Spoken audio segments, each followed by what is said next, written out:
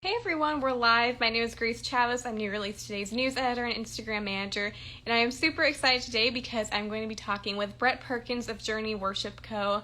And in case you don't know what this is called Discover New Music. Every single month I've been going live with an independent artist, talking with them about their music and what they've been doing, and I'm super excited for this live stream. And I think there's so many great independent artists, and every month I've been wanting to spotlight an independent artist just to talk about their music. And I see Journey Worship Co. Brett Perkins is in here, and I am going to add him on, and we'll get started. They have a new live album talking about that and a lot of other stuff. So, all right. Hey, Hey, how's it going? good. How are you? Good. It's fun because we've emailed back and forth a lot, and was on a phone call with you before, but we've never actually talked face to face. So it's good to see you. I know. Yeah, it's great to officially meet you. Yeah. So first, just tell us about Journey Worship Co. and what you guys are doing. Yeah, so we are a worship band at a church. I mean, we're in the trenches weekly at our church in Lebanon, the Journey Church in Tennessee. And um, yeah, we over 2020, we decided we wanted to start writing together as a church. I think an untapped resource of the church is I see my wife, she just popped on. That's awesome. Hey Megan. Um, we saw that an untapped resource for the church are the people in our seats. And so we just decided, you know what, we're going to start writing for our people and we're just going to see what happens. And even if it's just thinking about the things of God for 7 hours out of the day as we write and no songs come from it, it's still going to be a beneficial time. So, but songs started birthing and we started introducing them to the church. And yeah, things just kind of started moving and songs started happening. So yeah, it's kind of the conception of us in a really, really small nutshell. That's awesome, and it's really exciting that you guys started in the pandemic. I'm sure that was kind of difficult. Talk about that. Yeah, so for the past 10 years, I've traveled by myself, just kind of solo. It was with a five-piece band, just under the super original Brett Perkins name. And for the past 5 years of being at this church, I've been trying to figure out how to merge what we did on the road with what we do at the church, because I'm a church boy at heart, and I believe in the local church, and I believe that when Jesus is the center of the local church, that the local church is the hope of the world because Jesus is the hope of the world. And so when 2020 hit and everything shut down, it was a really good season to figure out maybe new beginnings of what we wanted to do. And gosh, this world is so riddled with relative truth, and even the truths that people are claiming are so unclear. And so we just thought, man, the only real truth that there is the word of God. And the way, the truth, and the life is Jesus. And so that's when we really started diving into, okay, how do we want to combat this relative truth that's being preached in our culture? And that's when we started diving into writing as a church. And then really, I just started contacting people who were asking us to travel, and I was just like, hey, I'll say yes, but we're not going to go under Brett. We're going to go under Journey Worship Co. And so it's just this transition year that we've had, but it's been so amazing, and it's been so fruitful and so unifying to our church and to our worship team specifically. Yeah, it's awesome. And you guys have your debut live album coming out on August 27th. What's the inspiration behind that project?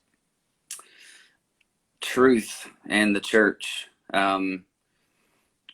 Every song, there is a particular person in our congregation at the Journey Church in Lebanon, Tennessee, that we were thinking about. And as we wrote for this record, we thought through this jury box of like, what's a small microcosm of our people. And we started thinking about stories that came to mind, and struggles and pain and suffering, and the hope of Jesus in all circumstances. And so yeah, really, we set out to resource our people predominantly. We really don't know how far the record will travel, but we do know that it'll at least reach the ears of our people in our seats. And so the heart behind it really was just to fight for truth and to take care of our people.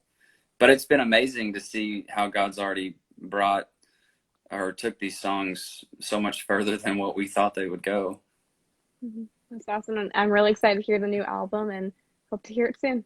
Yeah, we're pumped. We're super pumped. It's coming out officially. We haven't really announced it yet. I mean, I know you guys have done a write-up that we're going to share today, but August 27th, it's happening. And so we're so pumped about it releasing.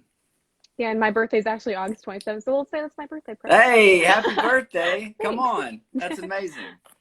And then the music video for Come to the Lord released recently, and it was filmed in the Whiteman Chapel. What was it like filming that? It was amazing. I mean, that room is beautiful. And I've actually been in a couple of weddings there, and I thought, man, it's an inspiring room. And as we thought about the truths of that song, I mean, there's not anything new or earth-shattering in the song itself. They're timeless truths. It's just put to a new melody. And so we just thought, man, what is something that we can do to kind of match the richness of the truths in the song? And that location came to mind. And when we figured out that we could do it, and it worked out with our schedule and their schedule, we were pretty pumped. So it was a full day event. We set up really early, and we have some amazing in-house video guys, Braden Benz and Jory Fry, and they pieced together I think a really special video. Yeah, it's awesome. And I heard, like, didn't some other artists film stuff in there? Like, I remember reading, like, Taylor Swift and Crowder, right? One of those artists. Yeah. There's an eclectic bunch that has all kind of had the same idea. I think Crowder did maybe All My Hope Is in Jesus with Torrin Wells. And the one that was really inspiring to me was Andrew Peterson when he did Is He Worthy? That's an incredible video. If you haven't, like, the song is amazing in and of itself, but the video is really amazing. And then I think Taylor Swift did something there. I don't know, probably a breakup song or something. I don't know. Ours might be slightly more hopeful than that song. Hopefully. That's awesome. And then you also have been releasing music under the name Brett Perkins, like you talked about before, and you released your one of your albums during the fall. Tell us about that. Yeah, that was a really odd one for me because it was the first full-length record that I've ever done, but it was the last record that I'll ever do under my own name. And so it was odd. It took like 3 years to finish that record. And the whole heart behind that was to write songs for the church. But then in the middle of the pandemic, my heart really shifted. My heart didn't shift, but my focus shifted quite a bit towards, like, okay, let's just the only way to really do it is just to do it. I talked to a guy from Austin Stone, and I just asked how he did it there, and he just said, you just got to do it. And so we started doing it. And so, like, as it came time for me to release my record in November, we had already started writing for this record, the Journey Worship Co. record. And so I felt like I was living a double life for a little bit. So it was a weird thing where, like, I was really proud of the songs, but it was more like I was happy that they were out so I could shift gears and really start focusing on this new Journey Worship Co. stuff that's happening.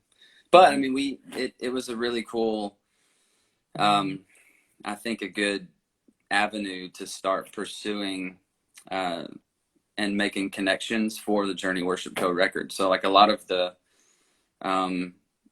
contacts that I met through that process has been really helpful in this new Journey Worship Co. run. Yeah, I'm sure that was kind of challenging between doing your own solo project and then trying to promote this new worship band. I'm sure that was kind of difficult.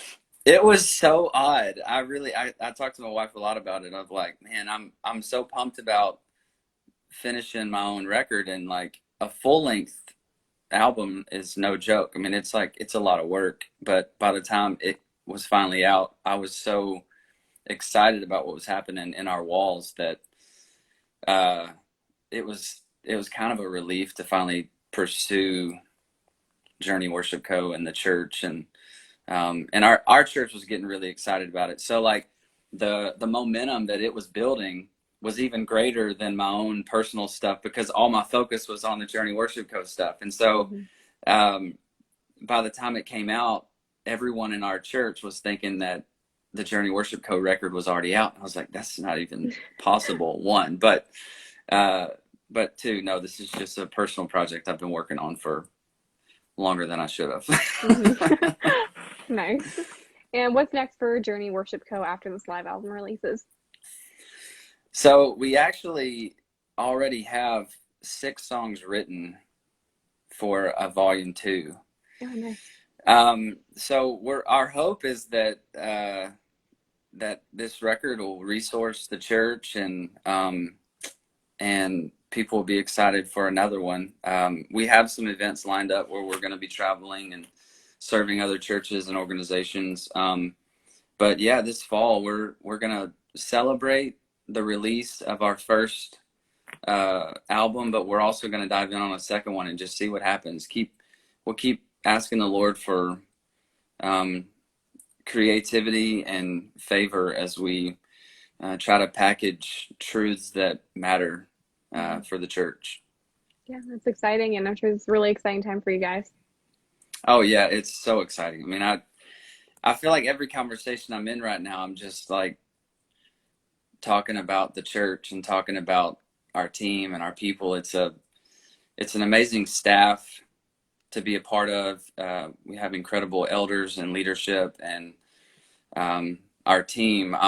I'm just as honored to be a part of the team as I am to lead it. And um, throughout the process, there was a really humbling season that kind of happened as we were inching closer to the record.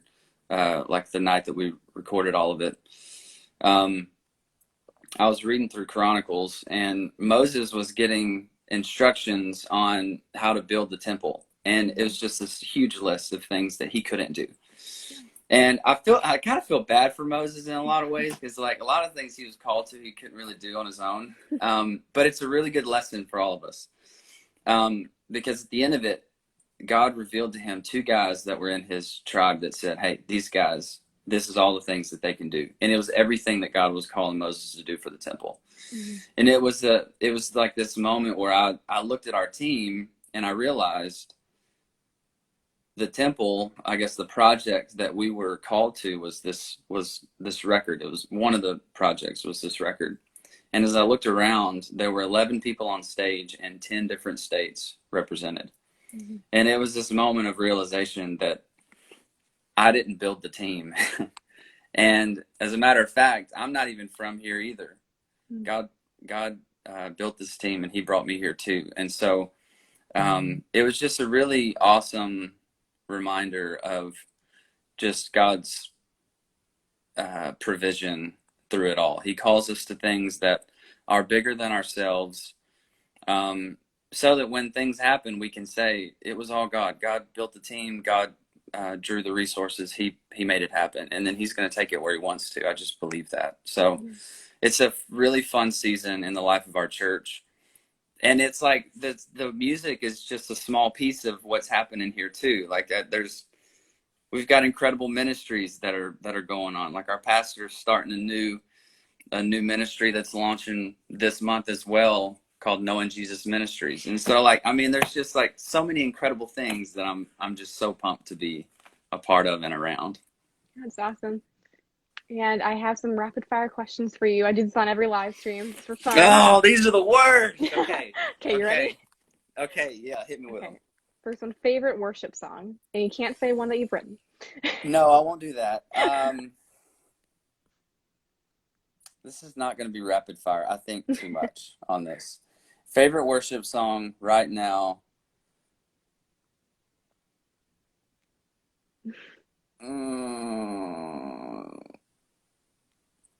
Yet Not I, But Through Christ in Me, City of Light.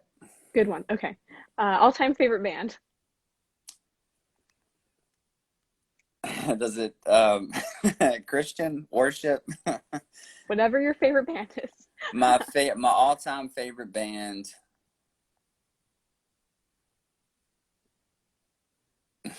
The Roots. Okay, I've never heard of them, but okay. Jimmy Fallon. Oh, The okay. Roots. They're Gotcha. pretty bad. And then favorite book. Favorite book.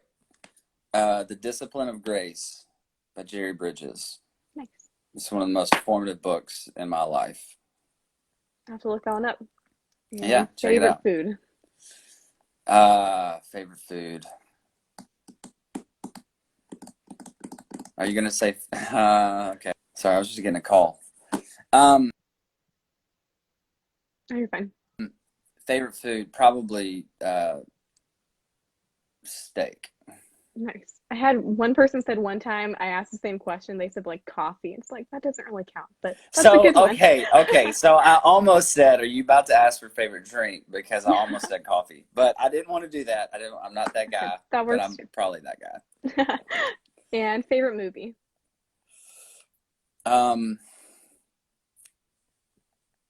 Favorite movie. Favorite movie. I like the Dark Knight trilogies, and any one of those, probably The Dark Knight Rises, but any one of those I would take. If it's outside of Disney movies, I don't really know it, so okay. Okay. Well, Batman, yeah. My There wife's you a go. big Disney fan, though. Nice. And favorite Bible verse. Favorite Bible verse.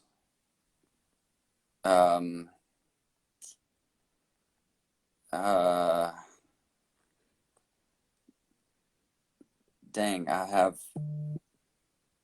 probably turn my eyes away from looking at worthlessness and give me life in your ways. That's Psalm 119, I think 37. It's a constant reminder that we so often look at worthlessness, and the only true north, the only way out of it, the only life is in the ways of God, and the ways of God are shown in His Word. And so it's a good reminder to stay in the Word and pursue Jesus. Yeah, that's great. And this is not a rapid fire question, but how can we be praying for you guys? Yeah, something that I pray often for myself,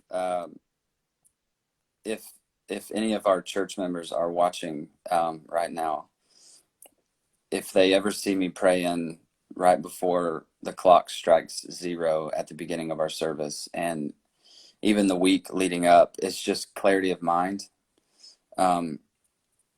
Again, this world is riddled with so much relative truth, and I say relative truth because it's not truth. It's opinion, and it's agenda, and it's just inaccuracies, and it's all against the truth found in the Word of God. And we have to be able to know what truth is, and we have to be able to speak what truth is, and we have to be able to speak what truth is not. And so as we seek the Lord through His Word, the prayer that I would ask is that God would continue to enlighten Himself to us, and that He would give us clarity of mind to speak clear truths. Yeah, and I'll be praying And I about think that. if you just pray that, then I Mhm. think other things will be taken care of. For sure. Yeah, I'll be praying for that, and I'm sure our staff will be too. Yeah, I appreciate that so much. Yeah, of course. And it was so great getting to talk with you today, and to everyone watching, go check out the album on August 27th, and it was so great getting to have you today. Yeah, thank you so much. I appreciate it. Yeah, of course. Have a great day. All right, you too. See ya.